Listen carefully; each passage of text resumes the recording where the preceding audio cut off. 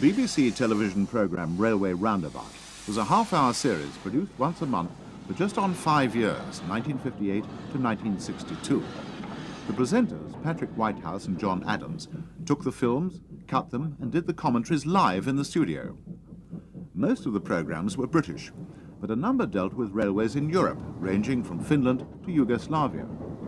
This video programme takes in scenes filmed by Pat Whitehouse in Northern Europe.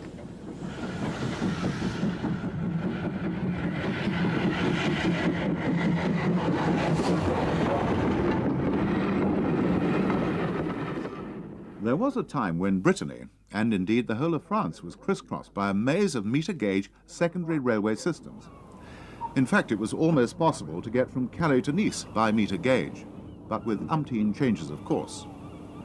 By 1956, only 2 of these systems were left in Brittany, one of which, the Chemin de Fer des Côtes du Nord, was due to close at the end of the year, so one way and another a summer visit was essential. Fortunately, one of Britain's premier enthusiast organisations, the Railway Correspondence and Travel Society, arranged a visit for Saturday, the 25th of August, travelling on the Falaise out of Southampton to Saint-Malo, thence to the line's HQ at Saint-Brieuc. Once the Lilliputian trains were seen everywhere in the department, chugging up or coasting down steep hills, crossing elegant viaducts, and serving numerous little ports. Now Saint-Brieuc was only the eastern terminus of the surviving section running to Paimpol. 2 Corpé Louvet-built 060 tanks in glorious red were in steam that day, one for the British contingent and one for a relief excursion for the locals. Numbers 36 and 39 were built in 1923 and 1925, but the class originated as far back as 1908. Steam, as on most remaining French narrow-gauge lines, was kept for freight and passenger trains on high days and holidays, when traffic was too heavy for the autorails, even with a trailer car in the rear. Pat Whitehouse was in good time to be able to film these old ladies being coaled and watered prior to this afternoon's work. Perhaps coaled is not quite accurate, as the fuel used was compressed coal dust in the form of briquettes, common enough on French railway systems and used at home on occasions. It was an efficient enough form of fuel, but naturally very dusty when broken and very smoky.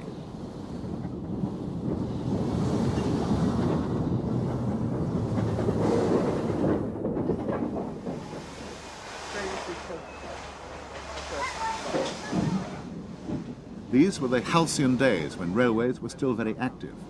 They were also prior to the Railway Roundabout programmes, which didn't begin until 1958. And Pat was still using the small Kodak BB Junior camera left to him by his grandmother in 1947. It all laid the foundations for the BBC programmes.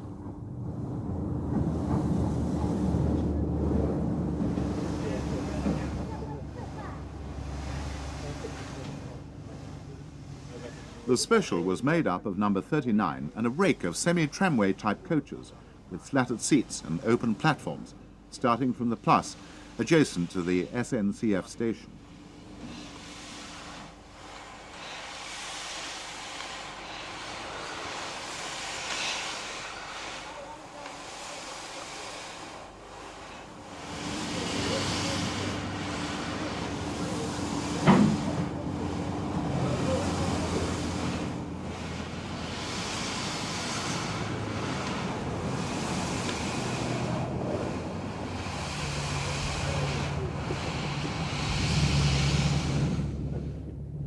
As soon as the RCTS party had made its way across the square, the little train set off, passing over a high viaduct before running through the Côte du Nord main station, Saint-Brieuc Central, a rather pretentious structure with a high arched roof.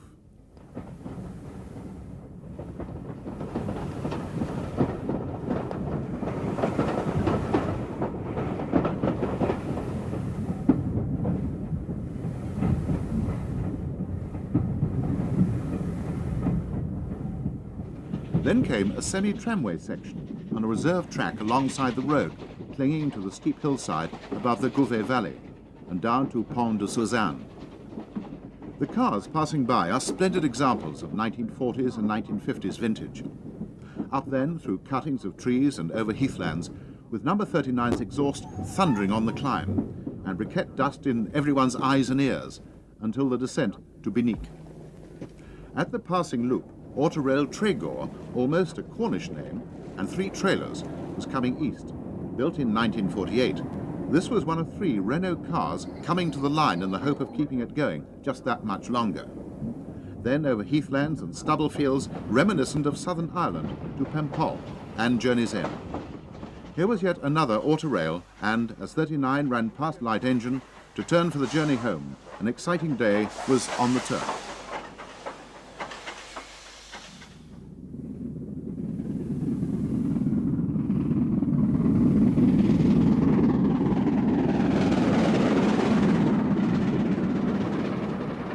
As one travels to Paris behind a classic 231E Pacific out of Calais, it's time to ponder on the other French meter gauge systems which are still alive.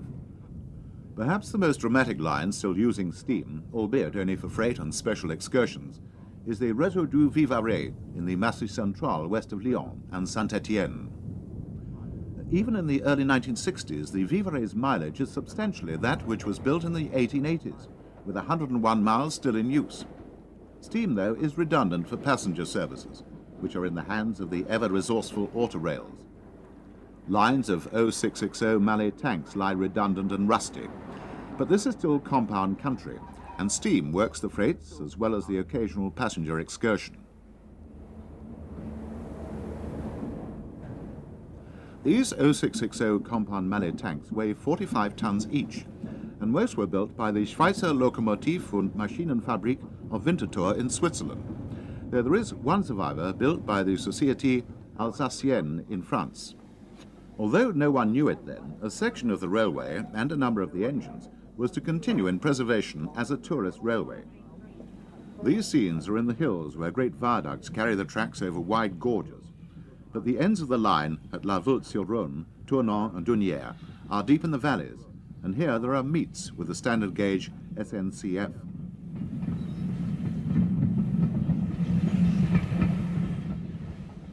Of the 3, Dunières is the only junction for passengers, those on the Rhône Valley are on the right bank, where there is only freight, and the fast expresses rush down on the left. So on Sundays, the inhabitants of industrial Saint-Étienne take a train ride behind a 484 tank and ride to Dunières, where they change into Vivarais rail cars, and in the high season, a Vivarais steam train brings them all back.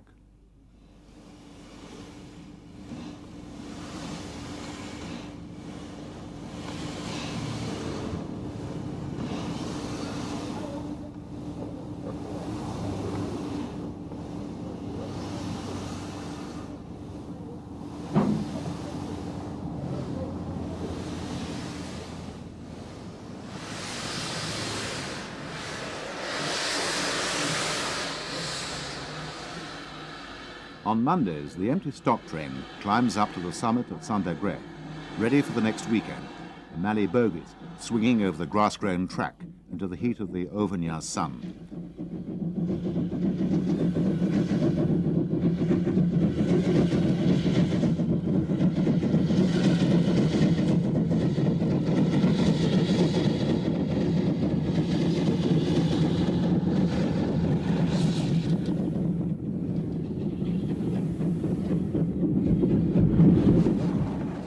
The line goes up via the sleepy market town of Tence towards the Villers Hills, into the Ardèche through the forests, and up to the more barren scenery towards the watershed, 3,000 feet high.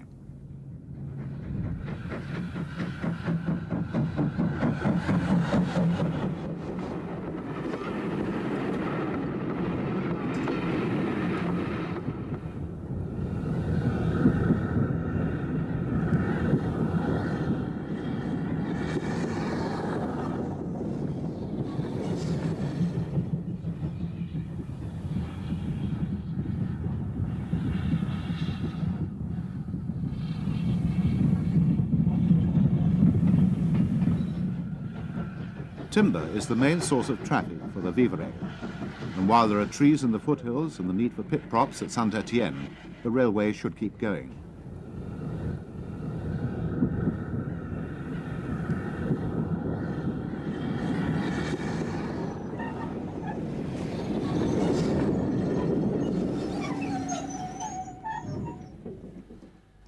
This is all in 1962.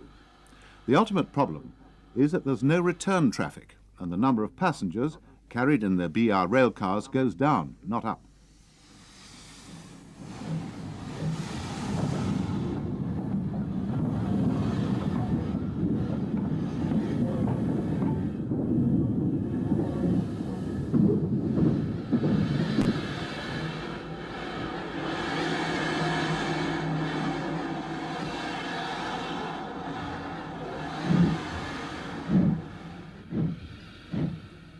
Once at Santa Greve, number 401 shunts the stock and moves onto the turntable, where it sits rather like an elephant on an upturned tub.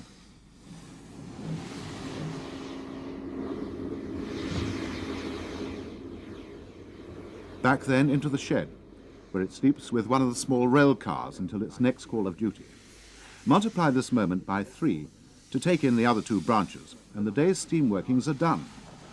For the visitor, it's an hour or so's wait for the rail car back to Dunière, or if one wants to see more, yet another down the twisting tracks to Le Chéard, the Vivarais' crew. Searching for more Mallet tanks, we move west towards the old Paris-Orléans main line at Toul, where steam is just alive on the meter-gauge Pio-Corrèze line running up to Argentat, which is on the edge of the Dordogne. Here the Mallets are smaller 0440s, and they run the freights, leaving passenger services once more to the autorails. The main depot and shops for the Pio-Corrèze are at Toul. The Mallets also take passengers in the brake van at the rear of these freights. But whilst this is fine for the enthusiast, the locals naturally prefer the faster rail cars.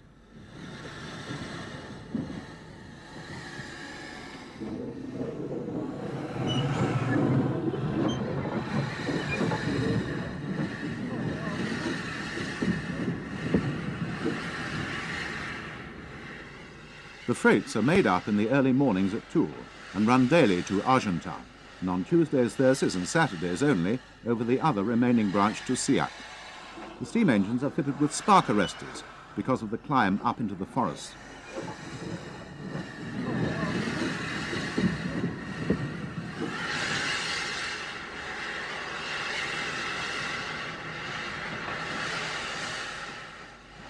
Unlike the Côte du Nord and Vivarais lines, the Pio-Corrèze is not operated by the owning company, but by SCETA, the odd jobs division of the SNCF, who hide it all away at the back of their huge passenger timetable, as if ashamed.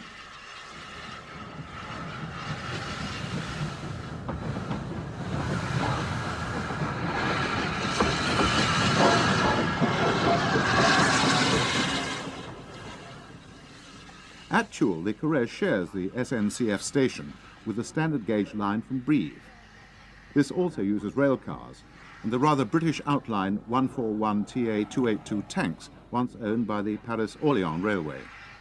Toul is a fairly important station for the main line, but somehow it seems to be overshadowed by its smaller brother, which not only sprawls in loops and sidings, but also occupies the whole of Platform 1. Somehow it just seems to belong. The Argentat branch proper starts just past the depot and works, where the new diesel looks horribly modern, and the derailed wagons and old coaches look sad. It makes one wonder about the future. Certainly, with 2 bogie diesels just arrived, steam will not be wanted. The train now begins to climb up through the wooded uplands, snaking round the curves, the Mallet snuffling and snorting as the grade stiffens. Most of the wagons are empty, ready to be dropped off at the small station and sidings, to be picked up full on a return trip. The first station is the sad former junction of Saint-Bonnet, where the old tramway branch to Ussel used to go off. The stock lies rusting by the platform, and we pass a small Toul-bound rail car.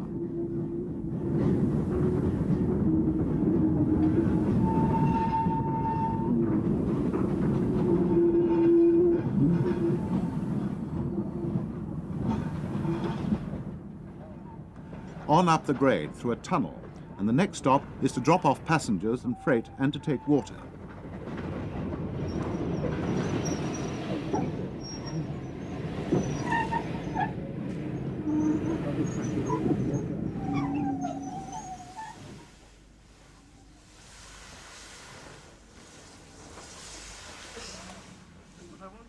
It's interesting to see the watering operation, where the engine needs to be very carefully positioned, as there is no water bag that you would have in the UK. After water, it's a shunt to drop off the empty wagons ready for loading. Any passengers just have to sit and wait.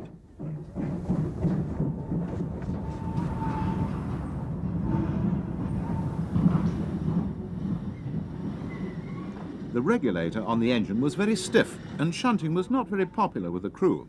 But they passed it off with a few Gallic shrugs. After all, work is better than a closed railway.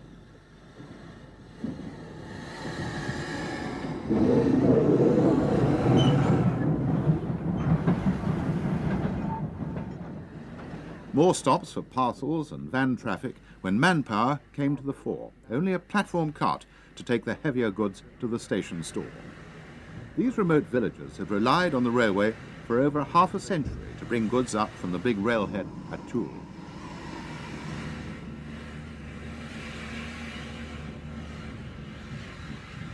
Shortly before Argentat, the line begins to take on more of a roadside tramway role, running on a reserved track alongside the road from Forges for nearly 6 miles, one of the last of this type of working to be left in France. Argentat is a pretty little station, though there's a longish walk up to the main street of the small town, where there's ample time for an excellent lunch.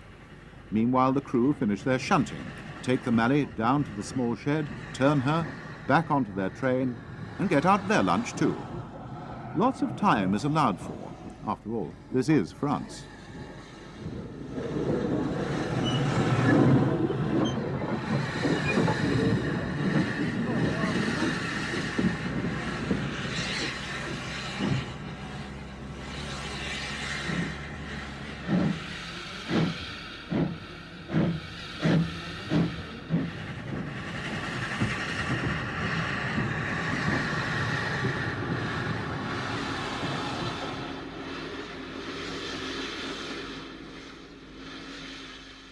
Back on the train, it's a quick oil round, and then they're off down the reserve track by the road, startling some drivers of cars, though the lorries take it all in their stride.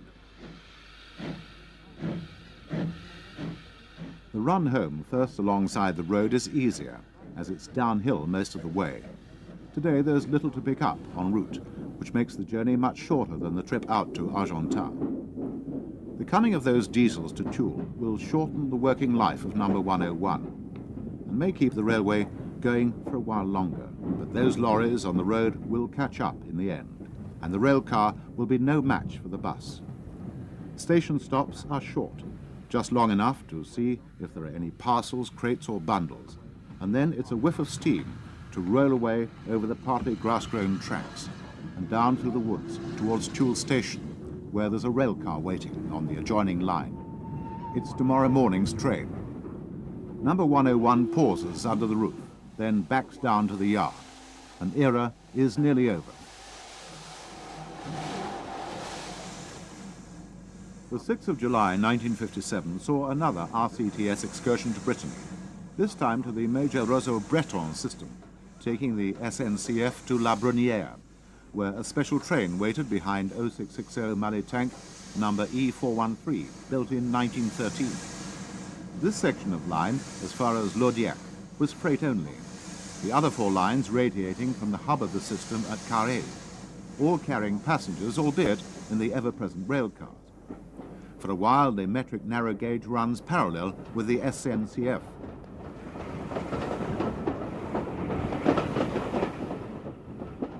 At Carhaix, in Finistère, there was the opportunity to look at not only the busy station, which formed the centre of a 5-pointed star of lines, but also to visit the shed and works. This busy country junction has rail cars in and out all day, reaching points as far west as Camaret on the Atlantic coast of Brittany. Passenger traffic is still a major part of the Roseau-Breton's business.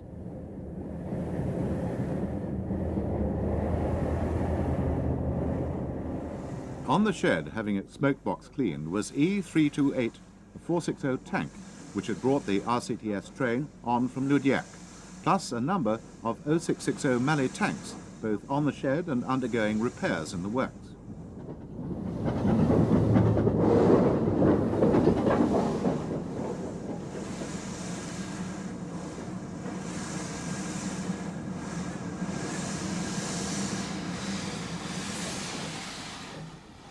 Back at the station, trains were leaving for all parts, Rostonon, Mollet, Ludiac and Châtillon included. We took a train down the line towards Châtillon, behind an 0660 tank.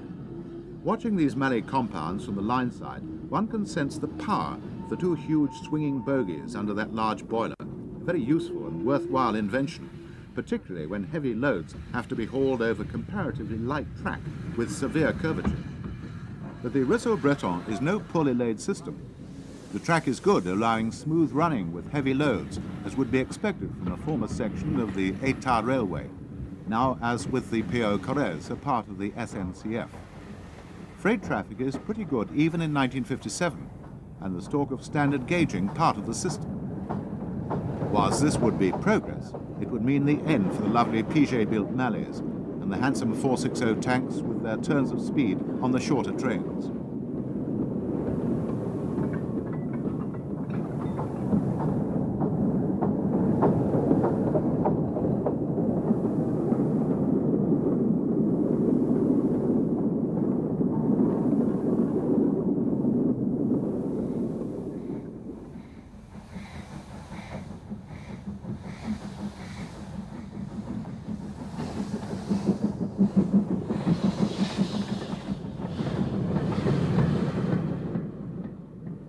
At Château-Longueville station, we leave the large Mallet and retrace our steps to Carhaix, behind a 460 tank with a lighter train.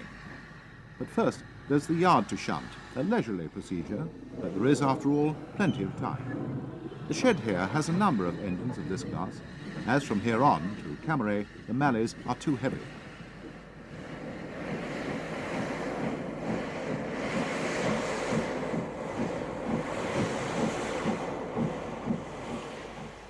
It's a slow start out of Châteaulin yard, but this gives us a chance to have a good look at the side view of the 460 tank, with its stovepipe chimney, spark arrestor, long tanks, dome and sand dome on the boiler.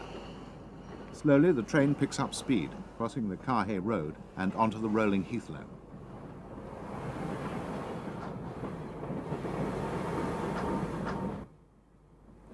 Looking forward from the combined brake van passenger coach, the ride is steady.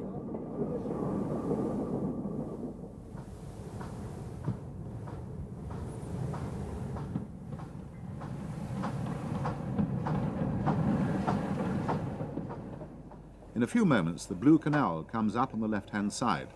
A short stop in a station to disgorge merchandise and a view of the red bullseye target on the last vehicle, the passenger brake, as the train disappears round a curve.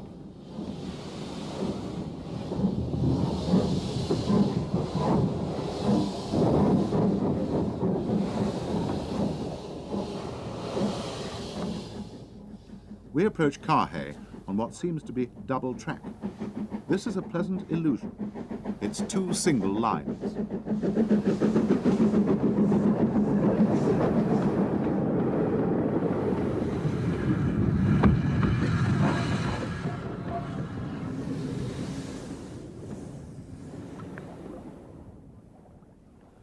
We now move on 5 years to 1962 and take another look at the Réseau Breton from its far western terminus at Camaret, a small fishing port dealing mainly with huge crabs and langoust, which are caught as far away as the Portuguese coast in the Mediterranean.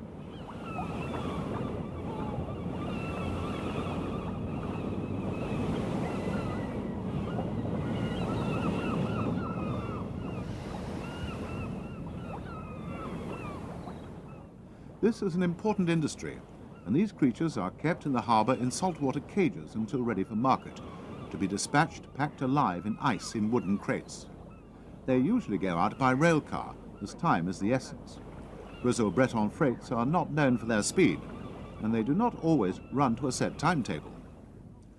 Early in the morning, a 460 tank moves out of its shed at Camaret-sur-Mer and onto the hand-operated turntable, pushed by its driver and fireman.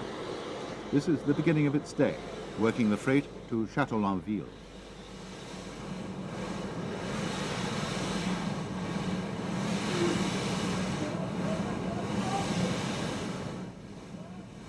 The next job is to shunt the stock, coupling first onto the wagons which will form the front of the train, the solitary passenger coach finishing up in the rear.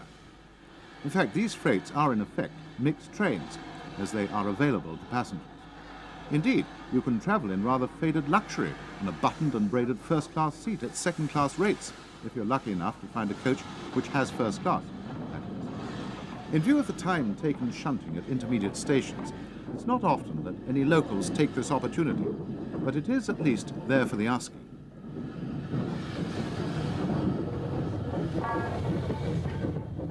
The mixed normally only runs 3 times a week, so if one wants to ride it, there's a calendar to consult too. The shunt is arranged so that the coach stands alongside the loading platform of the goods shed, and everything is made as convenient as possible if you want to travel this way.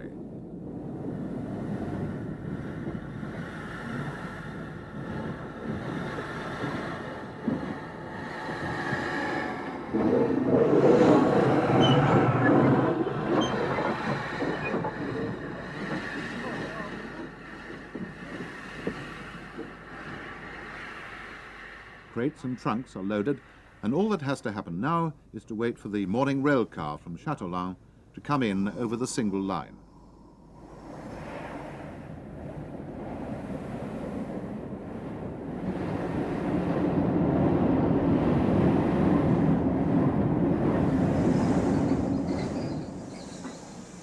Once the autorail is in the station and the crew have the train orders in their hand, everything is set for the right of way, and they're off at a fastish lick, the chef de gare returning the crossing poles to normal after the train has gone.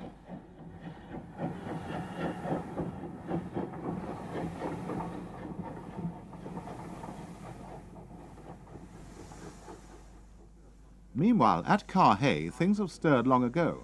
The shed is alive with steam. Rail cars have their motors throbbing and run out of the platforms on their early journeys.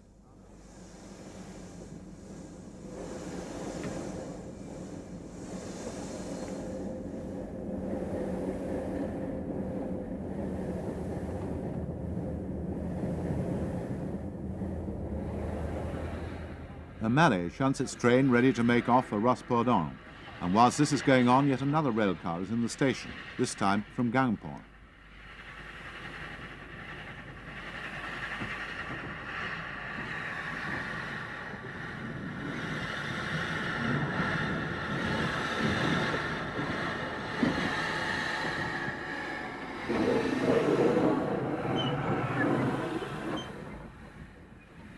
Shortly after this, a 460 tank makes up a train which will go westwards later in the day.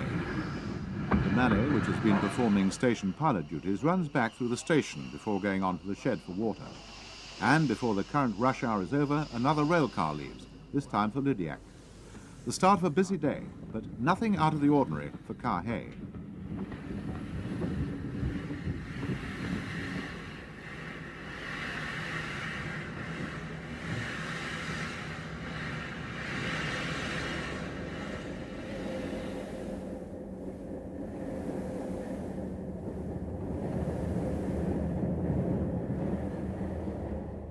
As the autorail leaves Carhaix, Camaret has come to life once more, as today it's an unusual one in that a special passenger train is to run early in the evening to return a school holiday party from the next station down the line at Crozon to Châteaulin, where they will change to the SNCF.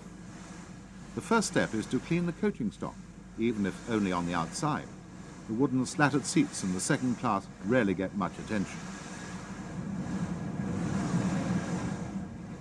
Behind the stock, État number 327, one of Camaret's 460 tanks, begins to make ready, briquette smoke pouring out from a stovepipe chimney and coal piled on her side tanks adjacent to the cab.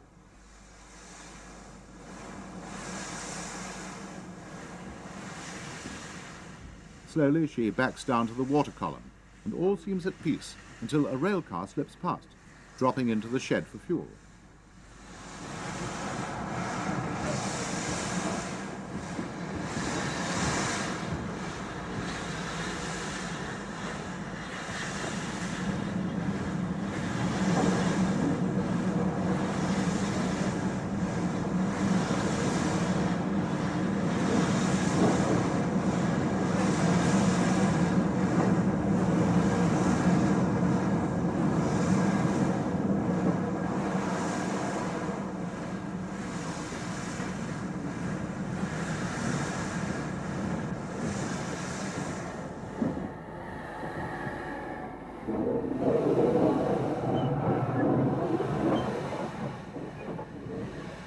Number 327 is reasonably clean, as, after all, this is a train accéléré remplacement d'autorail. Behind the pile of ash, it's apparent that the engine has been well coaled, as stocks of briquette can be seen standing in the rear of the cab. Like shed scenes everywhere, the driver oils up and water drips from the cylinder drain cocks. Soon all will be ready. The return marchandise is now almost home from Carhaix, his 460 tank crossing the Crozon road at a smart pace. Steam is shut off this drop down towards the coast, and the crew are thinking of shellfish for tea.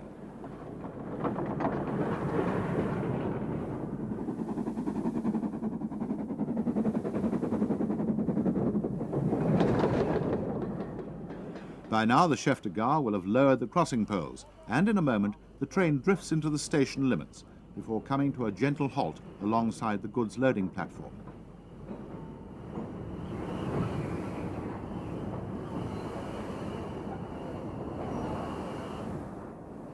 There's a single passenger and a near miss with a Citroën van. On the left of the station, the afternoon rail car for Châtillon waits for time. In true French fashion, the engine from the mixed is unhooked immediately and is away.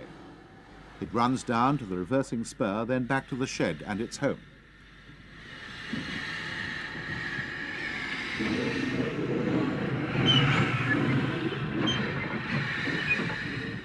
It reverses again in the yard and comes to rest by the side of the pile of ash. Soon there will be some more.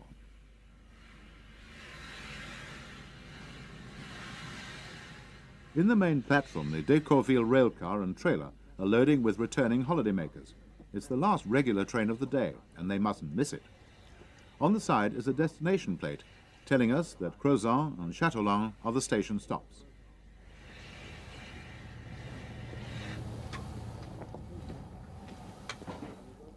The single buffer at the front of the car is standard for the meter gauge, where dual buffers could lock.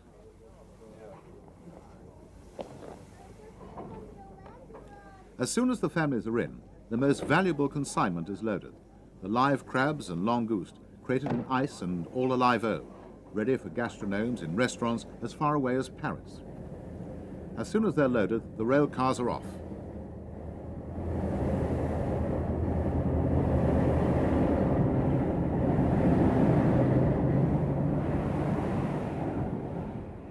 The chef, wearing his uniform hat for the occasion, winds down the road barriers and the units disappear up the bank in a cloud of diesel exhaust.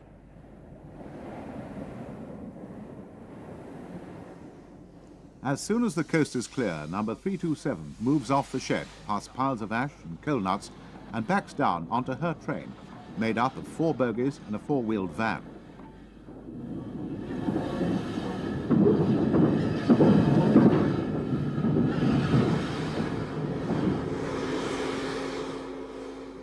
After a pause for breath, they couple up and move out towards the crossing before backing down into the station platform, forming an extremely rare sight, a genuine French narrow-gauge passenger train.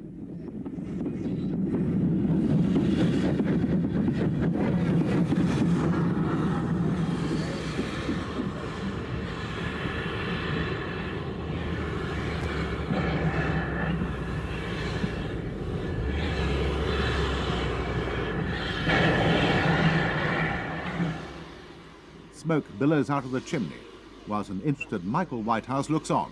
It was a holiday he was to remember. No time is wasted. The chef dons his hat and they're away, gathering speed towards the crossing. By the time they get there, number 327 is making a good 20 miles an hour, ready to charge the 1 in 50 gradient.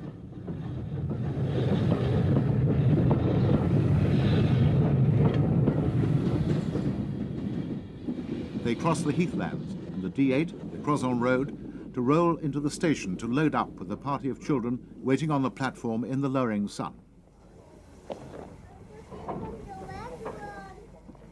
A few minutes loading up and they're off once more, this time to Châtillon. The road crossing sign is almost an imitation of a French narrow-gauge engine. This and the train vanishing into the failing light marks the end of a remarkable day. Sadly, it's now just a memory.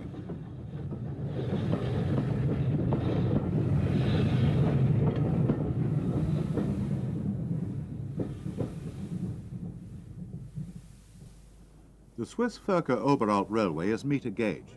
It's also the last link in the chain of lines joining Zermatt to Zamoritz over a route of 167 miles.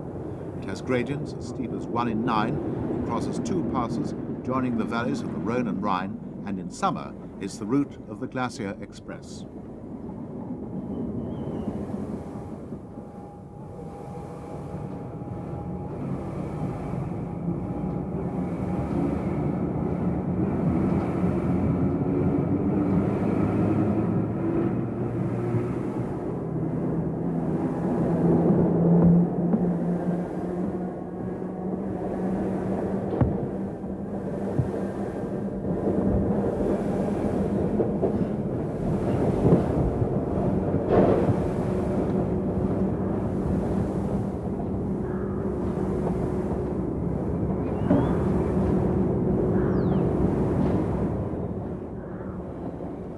Though the passenger on the Glacier Express travels through fantastic scenery, he doesn't see the railway at its most dramatic, for this is in winter, when the snow lies deep, and when, until a decade or so ago, the line from Oberwald to Relp was shut, the cost of clearance not justified by the meagre winter traffic.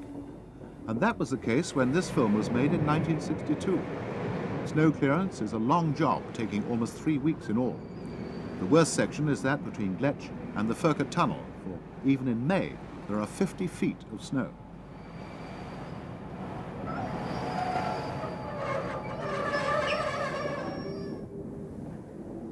It's a long day for the men who come down from Brieg on the first train of the day, arriving at Oberwald at 6:20 a.m. But in May, it's light and work can begin.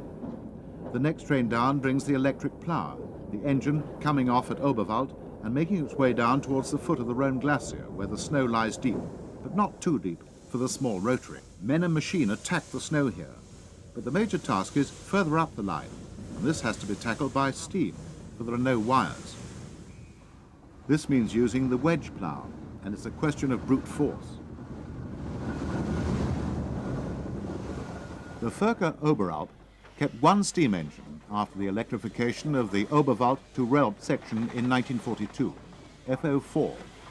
This sole survivor of 10 260 tanks, some went to Vietnam and one is on its way home, sits for most of its time in a wooden shed at Oberalp station, but May is its hour of glory.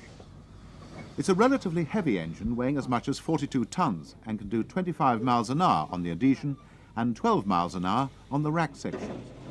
Shifting the snow needs strength, not speed.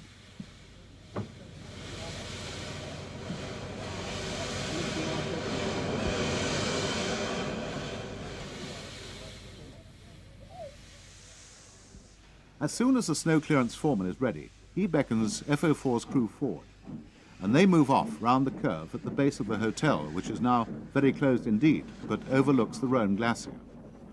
This is the beginning of the next rack section, and the climb up to the Furka Tunnel.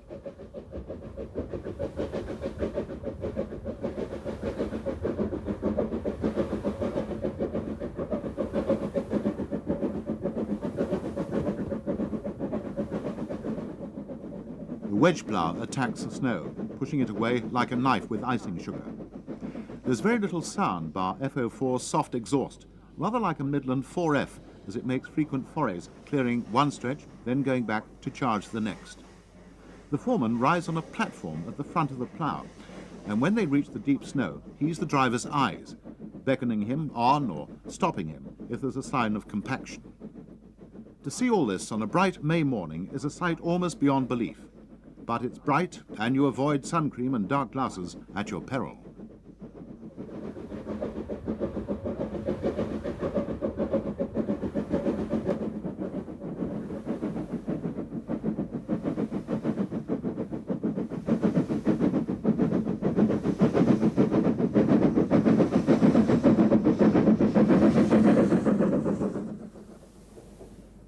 Swiss railways, CFF or SBB, depending whether or not you're French or German, don't normally use the meter gauge. But this section is not only narrow gauge, it's rack as well.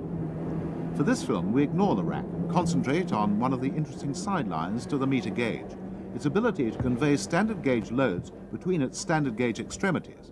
and its consequent use of transporter wagons, as well, of course, as running comfortable trains between the two tourist towns. Take a look at this van neatly clipped to the low bogie transporter wagon, its wheels comfortably resting on rails, which allows it to be shunted on and off.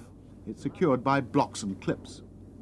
The other interesting thought is that this is a mixed train and not a freight train, which makes sense really, as the line is a scenic passenger one. The passenger trains are smart, Swiss Federal Railway's green, and have buffet cars as well. They glide along the adhesion sections. The railway still keeps an 060 rack tank in retirement and brings it out on some high days and holidays. But electric power is essential for speed and comfort.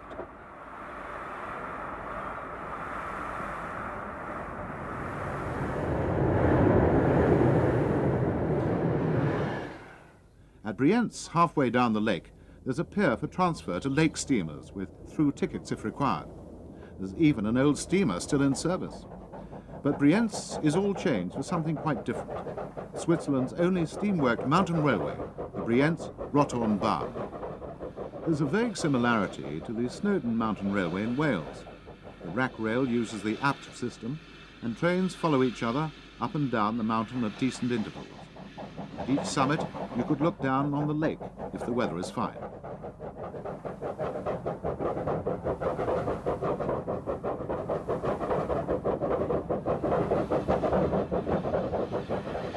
In order to keep the water level in the boiler and over the firebox crown, the engine appears to be sloping, like a kneeling cow. The trains look like toys in the far distance. One of Europe's remaining tramway systems, which still use steam, if only just, was the Rotterdam Steam Tramway, though, like the County Donegal Railway in Ireland, passenger traffic mostly went over to rail cars.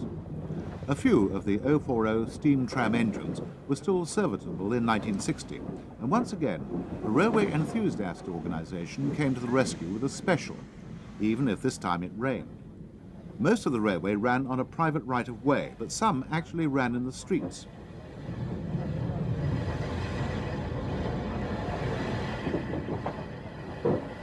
Severe flooding in 1953 caused major abandonments, and eventually the whole system succumbed to road traffic. Fortunately, a short section has been kept alive elsewhere, using the original coaches and one of the steam tram engines.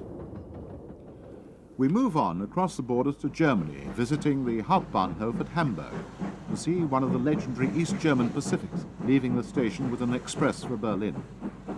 At this time, of course, Germany was two nations, and it was difficult to film in East Germany under the suspicious eyes of communist authority. The locomotive, and the one that follows, in the Hamburg suburbs near Argula, was a Class 015, a rebuild of the famous 01 Pacifics. Note the semi-streamlined cowling on the top of the boiler. East German machines worked into West Germany via this route. A local push-pull working follows in the same area. At the back is a West German Class 78 464 tank, pushing the train towards Hamburg. Note the wooden signal box on its elevated plinth.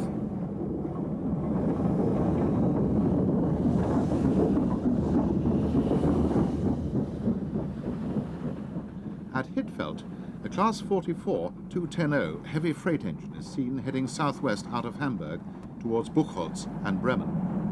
This is one of the principal German main lines, and an express behind a Class 0110 Pacific follows the freight on the same line.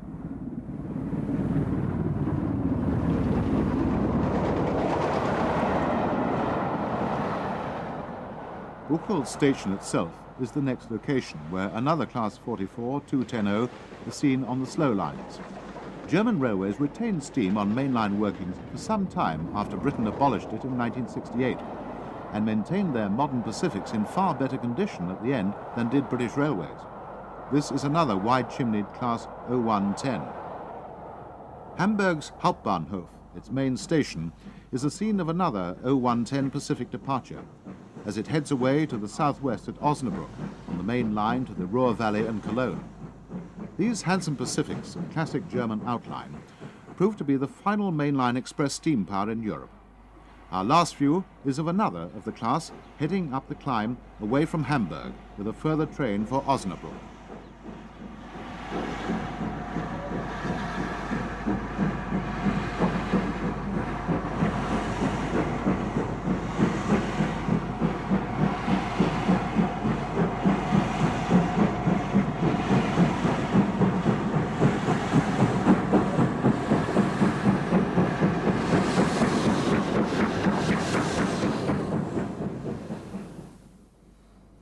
Finland used steam until well into the 1970s and still has one or two engines available, like these fine Pacifics, which were in regular service on suburban trains out of Helsinki's magnificent 1930s station.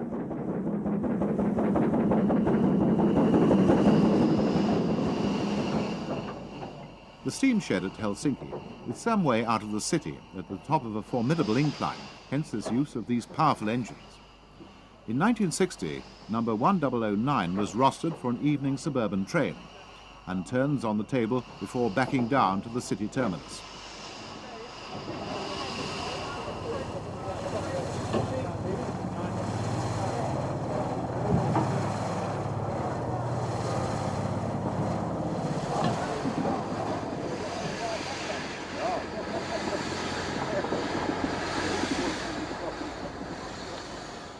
Like most of Finland's modern motive power, it has a spark-arresting chimney to avoid problems in the many forests, and a roomy, well-protected cab for the crew.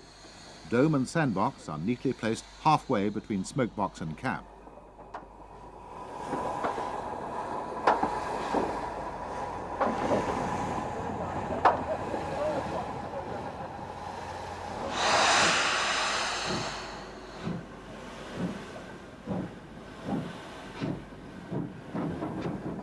Helsinki station is busy in the evenings, for not only are there suburban trains, but also night sleepers going north to Oulu and Rovaniemi, even though in 1960 these are now diesel-hauled. As dark falls, a Pacific drops down onto a set of wooden coaches which rapidly fill up with commuters, the whole train looking larger than life to British eyes, as this is the Russian gauge of 5 feet.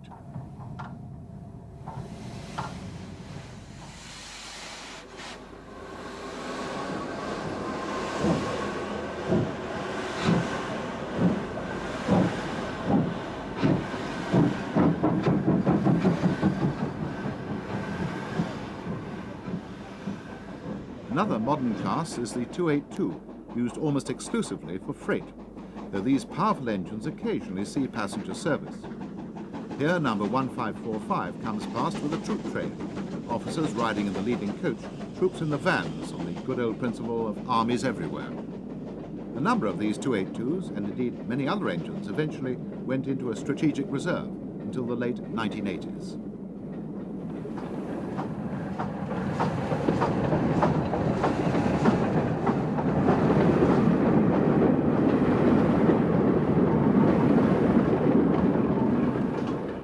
Hump yards are rarities these days, but the one at Kouvola is particularly special, as this is the junction for the branch which runs to the Russian border at Veinikala and eventually on to Leningrad, as it was then, St. Petersburg now. This 010 tank, one of two specially built for the job, shunts the hump with wagons of timber from Russia, rather like taking coals to Newcastle.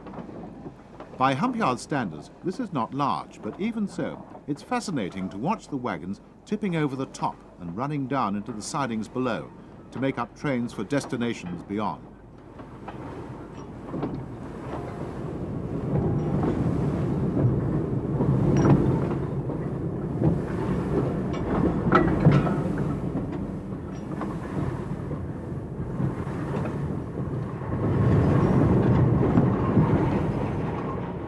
As Kouvola is also neatly on the passenger route to Russia, Soviet coaches in their dark green livery work through to Helsinki. Often, if one has time to linger, these can be seen being marshalled and shunted by one of the ubiquitous VR1 Class 060 tanks, complete with its large spark arrestor. The Finnish border station is Veinikala, and Russian steam in the form of SU Class 262s work as far as here. Oulu is on the route of the northbound sleeper out of Helsinki, and the train arrives in good time for breakfast. Usually the station pilot is a TK3 Class 280, a modern engine in spite of its elderly looks, an impression given largely by its spark arrestor. These engines, complete with cow catchers, or maybe reindeer catchers, work largely in the north on trip freights and pilot duties. Like other Finnish engines, they are air-braked and have powerful headlights for use at night. Cabs like those of the Pacifics and 282s are comfortable and commodious.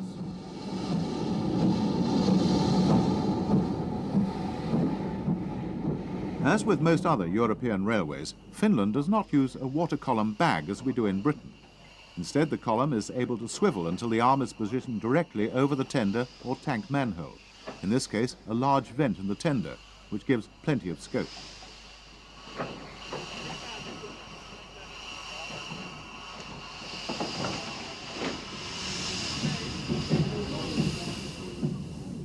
Fuel is birch logs, cut up into short lengths and fed onto the tender from a stage adjacent to the loco shed. Firing needs strong arm muscles, heavy gloves and nifty footwork to ensure the power-operated firehole doors open and shut as the fireman wants.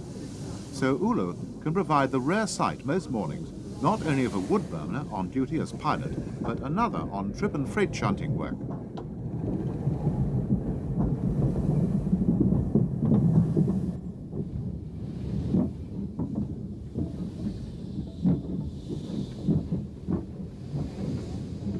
Rovaniemi shed, a typical Finnish semi-roundhouse, also boasts a TK3 as a station pilot. This is a busy job, as not only is the yard shunted for freight coming south from Kemijärvi, but also the stock from the Helsinki sleeper, which terminates here. Its huge wooden coaches, surely some of the last of their kind in regular service. Incidentally, a novel use for a TK3, albeit a sad one, is as a stuffed exhibit, along with a set of armoured wagons complete with German swastikas and other markings set neatly in wood as a memory of less happy times in the 1940s. Thankfully, this is not the case with number 1150, which we see for the last time taking a load of hopper wagons up the Kemijärvi line, clean as only a wood burner can be.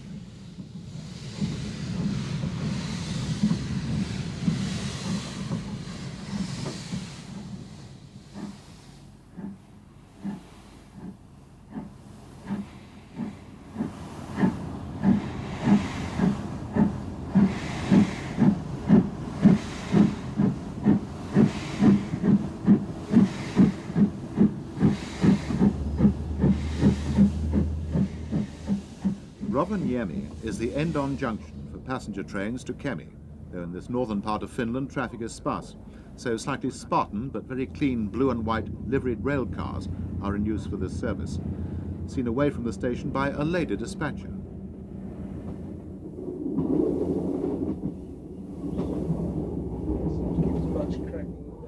It's very much a single line, these routes north through the tundra, and every economy is made to ensure that no more money is spent than safely necessary.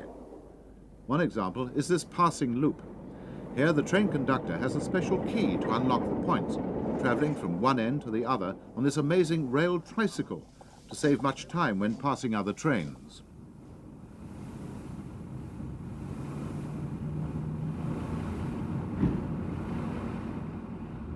On then through more tundra with regular glimpses of reindeer towards the Arctic Circle, neatly marked with a colourful board in 3 languages, noticeably not in English, for few Britons get up here.